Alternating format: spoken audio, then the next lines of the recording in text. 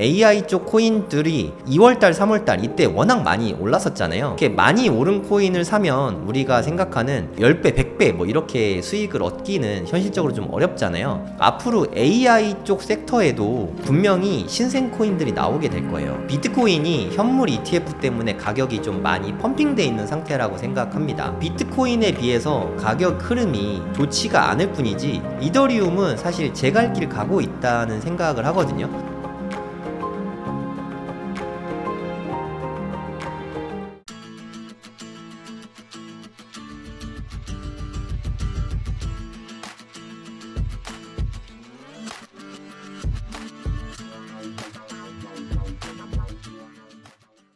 요즘에 주식 쪽에 가장 큰 테마가 AI잖아요.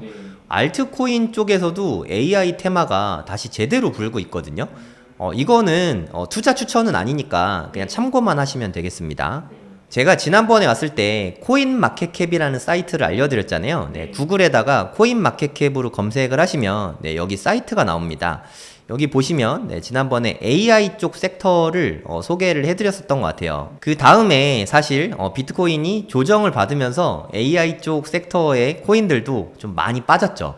상당히 많이 빠졌다가 최근에는 좀 다시 좀 많이 올라온 모습을 보여주고 있습니다. 좀 대장급 코인들이 니어라던가 렌더라던가 이런 코인들인데 가격 흐름을 같이 한번 좀 보시면 재밌을 것 같습니다. 니어 코인을 먼저 좀 보도록 할게요. 지난번에 그 이스라엘이랑 이란이랑 분쟁이 있고 전쟁 난다 이런 위험성이 도사리고 있을 때 비트코인이랑 알트코인이 되게 큰 폭으로 빠졌었잖아요. 그러니까 비트코인은 한 20% 정도 빠졌을 때 알트코인은 정말 큰 폭으로 빠졌었거든요. 그 다음에 저는 큰 폭으로 빠진 다음에 누가 가장 빨리 회복을 하나 좀 이런 거를 좀 유심히 지켜보거든요. 보면은 니어 코인이 AI 대장 코인인데 무려 한 70% 정도가 그때 이후로 회복이 됐습니다. 70%면 상당히 많이 올라왔죠. 이게 전반적으로 AI 쪽 코인이 다 그렇거든요. 그리고 지난번에 소개해드렸던 RNDR 코인도 마찬가지인데요. RNDR도 역시 이스라엘 분쟁이 있을 때 엄청나게 빠졌다가 지금은 한 77% 정도 다시 상승을 했습니다. 사실 저도 여기에서 좀 많이 물렸었어요. RNDR이. 물론 저는 소액만 매수하긴 했었는데 이때 좀 큰 폭으로 빠져서 더 살까 하다가 그냥 냅두지 뭐 하고 매도는 하지 않고 그냥 갖고만 있었거든요. 근데 어느 날 봤더니 그냥 다 회복이 되어 있더라고요. 그러니까 AI 코인은 전반적으로 좀 큰 폭으로 다시 올라온 모습입니다. 그리고 최근에 그 오픈 AI 그 CEO죠. 샘 알트먼 같은 경우에 샘 알트먼이 만든 코인 중에 월드 코인이라고 있어요. 사실 이게 AI 쪽하고 관련이 1도 없거든요. 코인은 대부분 다 그렇잖아요. 관련이 없는데 좀 묻어 있으면 그냥 기대감에 올라가잖아요. 사실 월드 코인은 홍채 인식을 하면 그 월드 코인을 주는 아이덴티파이 쪽이거든요. 그러니까 신원 인증 쪽 관련한 코인인데 이게 샘 알트먼이 만들었다는 이유로 AI 쪽하고 좀 묶여 있어요. 근데 이게 정말 무지막지하게 빠졌었습니다. 몇 퍼센트가 빠졌었냐면 거의 한 70%가 빠졌거든요. 네, 그러니까 무지막지하게 오를 땐 좋았는데 와 떨어질 때는 진짜 정신을 못 차리게 빠지는 것 같아요. 저도 이거는 아직도 꽤 많이 물려 있는데 역시 마찬가지로 아무것도 안 하고 그냥 놔두고 있습니다. 그랬더니 또 조금 회복은 했더라고요. 네, 어찌됐든 뭐 더 사지도 않고 팔지도 않고 좀 월드코인은 그대로 좀 놔둘 생각입니다. 이것도 좀 매수 추천은 아닌데 제 생각엔 AI 쪽 코인들이 한 2월달, 3월달 이때 워낙 많이 올랐었잖아요. 좀 산이 높으면 골이 깊게 마련이지 않습니까? 워낙 많이 올랐기 때문에 좀 크게 하락을 하게 된 것 같아요. 하지만 이렇게 많이 오른 코인을 사면 우리가 생각하는 그 뭐 10배, 100배 뭐 이렇게 수익을 얻기는 현실적으로 좀 어렵잖아요. 앞으로 AI 쪽 섹터에도 분명히 신생 코인들이 나오게 될 거예요. 그 중에 대표적인 것 중에 하나가 이건 뭐 예를 든 거니까 이거를 투자에 추천을 하는 건 아닙니다. 이거는 신생되는 코인인데 RNDR 코인 같은 경우도 우리가 AI를 구동시키기 위해서는 GPU가 많이 필요하잖아요. 그래서 엔비디아 주가가 이렇게 많이 오른 거잖아요. 그래서 내가 갖고 있는 GPU를 내가 안 쓰고 있을 때 좀 공유해주는 그런 프로젝트라고 생각을 하시면 되는데, RNDR이랑 좀 비슷한 프로젝트라고 생각하시면 될 것 같아요. 아이오넷이라는 그런 서비스인데, 아이오넷이 좀 있으면 이제 상장이 될 것 같습니다. 아직 상장이 되진 않았고요. 한 다음 달 정도에 상장될 걸로 보이는데, 뭐 여러 가지 경로로 에어드랍을 받을 수 있는 경로는 있습니다. 근데 그것까지 하면은 좀 복잡하니까 저는 이렇게 신생 코인이 생겼을 때 신생 코인이 딱 상장이 되자마자 가격이 쭉 오르거든요. 그럴 땐 사시면 안 돼요. 그러다가 이제 가격이 하락하면서 좀 안정 국면에 접어들거든요. 그럴 때는 조금 매수를 해도 괜찮지 않을까, 그렇게 생각이 들어서 저도 사실 좀 째려보고 있는 코인이긴 합니다. 아직 저는 뭐 사진 않았는데 상장이 뭐 되겠죠. 상장되면 쭉 올랐다가 안정이 되면은 그때 초기에 좀 샀다가 내년에 좀 완전히 무르익으면 그때 좀 팔면은 최대 뭐 10배, 100배 수익을 얻을 수도 있지 않을까? 대신에 너무 큰 돈을 넣으면 안 되겠죠. 이게 뭐 망할 수 있는 프로젝트니까. 근데 이런 게 재단이나 이런 게 좀 괜찮은 편이더라고요. 그래서 저는 좀 투자를 할까 하고 좀 째려보고 있는 코인 중에 하나입니다. 이게 근데 만약에 상장되자마자 가격이 너무 높다, 저는 시총을 좀 잘 봐야 된다고 생각하거든요. 마켓캡을 좀 잘 봐야 된다고 생각하는데, 만약에 상장이 되자마자 조단이다, 그러면 매수할 생각은 없고요. 상장이 됐는데 뭐 1000억 단위다, 그럼 요 정도면 좀 매수를 해봄직하지 않을까. 왜냐하면 여기가 재단이 그 멀티코인 캐피탈이라고, 이게 되게 좋은 재단이거든요. VC가 어디가 붙냐가 되게 중요한데 좀 잘하는 VC가 붙었거든요. 그래서 조 단위까지는 시총이 올라갈 거라고 저는 기대를 하고 있기 때문에, 만약에 1000억이 시총이면은 10배 정도는 일단 커질 수 있는 거잖아요. 그래서 좀 시총을 보고 어느 정도로 매수할지 좀 판단을 해서 한번 들어가 볼 생각입니다. 그리고 향후에는 게임 코인 같은 것도 좀 신생 게임이 좀 나오게 될 거잖아요. 코인하고 게임은 연결시키기가 진짜 너무 좋거든요. 우리가 게임을 하면은 게임 머니들이 있잖아요. 그 게임 머니들이 이렇게 코인하고 연결이 되면 실제 코인으로 출금을 할 수가 있어요. 우리가 뭐 우리 어렸을 때 슈퍼마리오 같은 거 하면은 동전 엄청 먹잖아요. 그 동전 아무리 먹어도 아무 의미가 없는데, 근데 이게 실제로 먹는 코인이 이게 출금할 수 있는 실제 코인이 되면은 가상세계와 현실세계 경계가 좀 허물어지게 되잖아요. 그래서 2021년에도 그런 게임 코인들이 많이 떴었습니다. 뭐 엑시 인피니티나 뭐 샌드박스, 뭐 마나, 디센트럴랜드, 뭐 이렇게 스테픈, 뭐 이런 것들이 다 떴었거든요. 아직까지는 뭐 이렇다 할 게임 코인이 아직은 보이지 않지만, 향후에는 그런 게임 코인 쪽도 괜찮은 게 나올 수 있지 않을까, 그런 생각이 듭니다. 그리고 지난번에 말씀드렸던 그 RWA 쪽 섹터들은 꾸준히 좀 모니터링을 해보시면 좋을 것 같아요. 그러니까 VC가 좋은 데가 붙었는데 신생 코인이고 좀 가격이 좀 되게 싸다, 시총 1조 미만, 뭐 한 1000억대 정도인데 VC가 좋아, 그러면 저는 한 100만원 정도는 매수하고 한 1년 정도는 가져가 볼 생각이 있습니다. 뭐 그리고 나중에 좀 수확의 기쁨이 있겠죠. 1년 정도 농사를 짓는 기분으로, 일종의 복권일 수도 있고요. 네, 그런 식으로 투자를 하면 그건 괜찮을 것 같아요. 하지만 내가 코인에 투자하려는 자금이 1000만원인데 1000만원을 다 알트에 투자한다, 그거는 코인 시장을 빨리 접게 되는 지름길인 것 같습니다. 너무 위험하거든요. 종목 선정이 워낙 어렵다 보니까 그건 좀 난이도가 너무 높지 않을까, 그런 생각이 듭니다. 근데 비트코인 같은 경우에 물론 되게 좋은 자산이고 한데, 투자는 저는 재미도 있어야 된다고 생각하거든요. 수익도 되게 중요한데 어느 정도는 재미적인 요소도 좀 필요하다고 생각합니다. 그래서 포트폴리오를 좀 잘 짜는 게 중요한 것 같아요. 내가 만약에 한 1000만원 정도를 코인에 투자를 하겠다고 마음을 먹었으면, 이거 근데 여윳돈이어야 돼요. 최소한 한 2, 3년 정도는 좀 찾지 않아도 될 만한 여윳돈으로 투자를 하는 게 좋을 것 같고요. 1000만원을 투자한다고 치면 한 50만원이나 한 100만원 정도만 그 안에서 알트들을 좀 투자를 해보면 여러모로 좋을 것 같습니다. 그럼 내가 100만 원을 투자한다고 치면 알트의 종목을 고르고 또 골라야겠죠. 검증을 하고 이거 저거를 다 만족시키는 내가 생각하기에 가장 좋아 보이는 알트를 한 두세 종목 이내에서 투자하는 게 맞다고 생각을 합니다. 나중에 진짜 불장이 오면 여기저기 유튜브에서 뭐 이 알트 좋고 저 알트 좋고 막 이렇게 떠들게 되거든요. 그럼 이것도 좋아 보이고 저것도 좋아 보이면 1000만 원이 자금인데 이거 100만 원, 100만 원, 100만 원 막 이렇게 사다 보면은 결국에 그냥 금방 시드를 다 사게 되거든요. 아마 초보자분들 경험이 많을 거예요. 조금 지나고 보면은 백화점처럼 투자가 되어 있는 경우가 대부분입니다. 이렇게 투자를 하면 나중에 대응을 하기가 너무 힘듭니다. 현실적으로. 그래서 좀 검증이 되고 좀 투자 근거가 있어야 된다고 생각해요. 아까 제가 말씀드렸던 것처럼 내가 만약에 아이오넷을 투자한다. 그럼 제가 말씀드렸던 투자 근거는 일단 AI가 묻었고 올해는 AI가 좀 유망해 보이니까, 그리고 신규 상장이니까 만약에 뭐 1000억 정도의 시총이라면 시총이 가벼우니까 올라갈 여지가 있고, 그리고 좀 투자자가 좀 멀티코인 캐피탈이라는 좀 좋은 투자자가 붙었고, 이런 좀 투자의 매수 근거가 있잖아요. 이러니까 난 한 100만 원 정도는 투자해 볼 거야.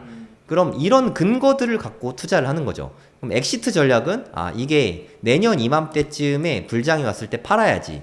뭐 이런 좀 근거가 필요하다고 생각합니다. 근데 이런 투자 근거가 없다면 IO.net이 만약에 빠진다 그러면 무서우니까 팔아버리게 되죠. 그러니까 매수 근거가 있어야 지킬 수 있는 근거도 있다고 생각이 들거든요.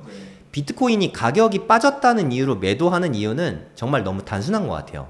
공부가 안 돼 있으니까 그냥 가격이 떨어지면 막연히 두려운 거거든요. 비트코인 공부는 비트코인을 지킬 수 있는 가장 큰 힘이라고 생각이 듭니다. 제가 뭐 지난번에 백훈종 이사님 강의를 듣고 공부를 하는 것도 좋은 방법이다 이런 말씀을 드렸잖아요.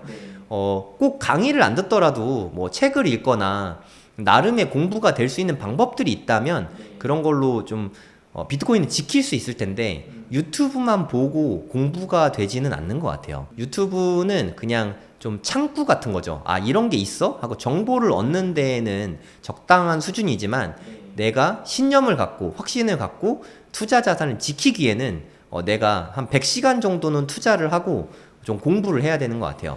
마이클 세일러가 그런 얘기를 했거든요. 누구든지 비트코인에 대해서 100시간만 공부하면 확신을 가질 수 있다. 그러니까 내가 비트코인에 대해서 100시간을 공부를 했나 한번 좀 돌아볼 필요는 있는 것 같아요. 그러니까 좋은 책들 있잖아요. 뭐 오태민 작가님 책이나 아니면 강황 작가님 책, 뭐 비트코인 폭발적 상승에 올라타라나 아니면 비트코인 그리고 달러의 시정학, 뭐 더 그레이트 비트코인 이런 좋은 책들을 읽어보면 그것만 해도 뭐 한 10시간, 20시간은 후딱 찬다고 생각하거든요.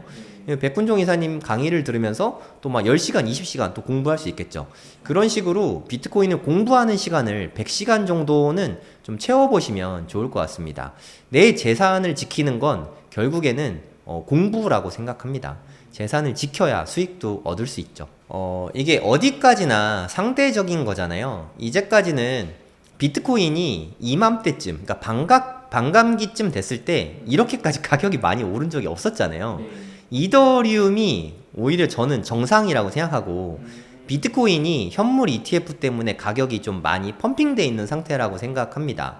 그래서 비트코인에 비해서 가격 흐름이 좀 좋지가 않을 뿐이지 이더리움은 사실 제 갈 길 가고 있다는 생각을 하거든요.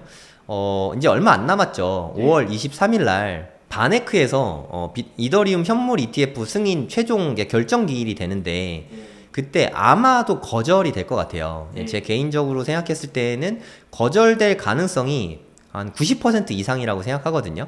그때 만약에 거절이 되고 나면은 일종의 악재 해소잖아요. 그때는 가격이 좀 일시적으로 빠질 수 있겠지만 그때는 좀 매수 찬스가 될 수도 있다고 생각이 듭니다. 그리고 8월 7일 날은 블랙록에서 이더리움 현물 ETF 승인 최종 결정 기일이 되거든요. 8월 7일. 그때는 승인될 가능성은 저는 반이 넘게 보고 있어요. 한 승인될 가능성이 한 51%, 거절될 가능성이 한 49%, 51대 49로 근소하게 승인 쪽으로 조금 더 무게를 두고 있거든요. 그때 만약에 승인이 되면 물론 또 호재 해소니까 일시적으로 빠질 수는 있겠지만 비트코인도 그랬죠. 일시적으로 빠질 수는 있겠지만 그 다음에는 이더리움은 좀 제 갈 길을 다시 가지 않을까, 자기의 지위를 다시 찾아갈 것 같아요. 물론 솔라나 때문에 지금 좀 상대적으로 소외받고 있는 느낌이 있는 것 같아요. 솔라나는 장점과 단점이 좀 명백한 것 같아요. 장점이라고 하면 솔라나는 정말 빠르거든요. 그리고 수수료가 너무너무 쌉니다. 하지만 단점은 너무 싸고 빠르니까 너도 나도 많이 쓰겠죠. 그래서 민코인 발행하는 사람들이 솔라나를 너무 좋아해요. 너무 싸고 빠르니까. 민코인 발행이 너무 쉬운 거예요. 그래서 최근에 유행했던 민코인들이 다 솔라나 계열이었잖아요. 근데 여긴 치명적인 단점이 있는 게, 그러면 트랜잭션이 솔라나 네트워크로 다 몰리게 되잖아요. 그래서 네트워크가 자꾸 뻗어버려요. 안정성이 너무 취약하잖아요. 그게 솔라나가 가진 가장 큰 단점이라고 생각합니다. 오히려 싸고 빠르기 때문에 안정성이 너무 떨어진다는 거. 반대로 이야기하면 이더리움은 수수료가 최근에 좀 많이 떨어졌어요. 그러면서 좀 안정성은, 이더리움은 서버가 뻗은 적이 없습니다. 제가 알기로는 거의 없거든요. 그러니까 되게 안정적이죠. 물론 수수료가 너무 비싼 게 그동안 흠이었는데 3월 달에 덴쿤 업데이트가 되면서 수수료가 한 10분의 1, 20분의 1로 확 낮아졌어요. 근데 정말 좀 웃긴 건, 그동안은 수수료가 비쌌기 때문에 이더리움 소각이 많이 됐거든요. 그래서 이더리움은 디플레이션 자산이었어요. 개수가 계속 줄어들고 있었거든요. 근데 덴쿤 업그레이드가 되면서 수수료가 너무 싸졌잖아요. 소각량이 너무 많이 줄어든 거예요. 그래서 최근 들어서 다시 양이 늘어나고 있습니다. 그래서 인플레이션 자산이 돼버렸어요, 다시. 그래서 좀 이더리움 가격에도 그럼 악영향이 좀 있는 거죠. 이게 해결이 되려면 트랜잭션이 많아지면 되겠죠. 네트워크에 좀 인기가 더 많아져야 돼요. 지금 현재 대비해서 한 3, 4배는 많아져야 다시 디플레이션 자산이 되거든요. 근데 나중에 뭐 블랙락에서 추구하는 게 RWA잖아요. 자산의 토큰화. 블랙락에서는 솔라나를 쓸 가능성은 저는 거의 없다고 생각합니다. 왜냐하면 블랙락은 되게 큰 대기업이잖아요. 근데 싸다는 이유로 안정성이 떨어지는 솔라나를 쓸 것 같진 않거든요. 이번에 비들이라는 토큰도 이더리움 위에서 발행했거든요. 앞으로 RWA 프로젝트들도 대부분은 이더리움 위에서 할 거라고 생각을 하거든요. 그렇게 되면 이더리움 사용량이 점차 또 더 많아지겠죠. 안정적이니까 뭐 기관이나 뭐 기업이나 뭐 연기금에서는 프로젝트를 발행할 때 이더리움을 더 선호할 수밖에 없다고 생각을 합니다. 그래서 지금은 좀 인식이 좀 안 좋지만, 근데 이더리움은 사실 늘 그랬거든요. 나는 비트코인으로 인생을 배웠다라는 책을 봐도 나오지만 200만 원이었던 이더리움이 9만 원까지 빠졌잖아요. 20분의 1 토막이 날 정도로 이더리움은 늘 한 번씩 이렇게 시련을 겪게 되는 것 같아요. 비트코인보다 확실히 좀 혹독한 시련을 늘 겪게 되거든요. 하지만 그때마다 이더리움은 다시 이렇게 오뚜기처럼 일어서는 모습을 보여주긴 했거든요. 그래서 제 생각엔 올해 좀 이더리움이 힘들긴 하겠지만 그래도 결국에 가서는 다시 오뚜기처럼 또 일어나지 않을까, 저는 그런 생각을 갖고, 저는 이더리움도 일부 투자하고 있거든요. 아직 하나도 판 거 없고, 나중에 5월 23일 날 진짜로 악재 때문에 가격이 빠진다면 그때는 좀 추가로 매수를 더 해볼 생각도 있습니다. 저는 주식 공부를 2005년부터 했고요. 거의 한 20년 됐죠. 부동산 공부를 2017년부터 했습니다. 이제 한 7년 정도 된 것 같고, 그리고 비트코인이나 코인 공부는 한 4년 정도 했던 것 같거든요. 그러니까 나름 그래도 다 억대로 투자를 하고 있거든요. 그런 이렇게 좀 골고루 투자를 해본, 뭐 물론 이렇게 누군가가 봤을 땐 되게 작은 규모로 투자하는 거이긴 하지만, 투자자의 한 사람으로 봤을 때 2024년에 딱 하나만 투자한다면 뭐가 제일 좋겠냐, 누가 저에게 물으신다면 저는 그냥 망설임 없이 비트코인이라고 대답할 것 같습니다. 비트코인은 2024년에 투자를 시작하지만 길게 투자하면 길게 투자할수록 더 많은 수익을 가져다 줄 거라고 저는 기대를 하고 있거든요. 하지만 이건 어디까지나 공부가 돼 있고 확신을 가진 사람들만 그 수익을 온전히 다 가져갈 수 있다고 생각을 하거든요. 비트코인은 공부를 충분히 했을 때 수익으로 돌아올 수 있는 몇 안 되는 자산 중에 하나라고 생각하거든요. 물론 주식도 좋고 부동산도 좋고 알트코인도 저는 다 좋다고 생각합니다. 하지만 제가 생각했을 때 얘네들을 투자했을 때 가장 어려운 점은 종목 선정이라고 생각해요. 부동산을 산다고 치면 어디를 살 것이며, 그리고 뭐 주식을 산다고 치면은 어떤 종목을 살 거고, 알트코인을 투자한다고 치면 대체 어떤 코인을 사야 되나, 이런 게 너무너무 어렵거든요. 근데 이런 거를 다 해결할 수 있는 게 저는 비트코인이라고 생각합니다. 비트코인은 그냥 비트코인이잖아요. 그냥 비트코인을 사면 되고, 비트코인을 뭐 이걸로 어떻게 해야 되지가 아니라 그냥 돈 있을 때마다 사서 모으기만 하면 되거든요.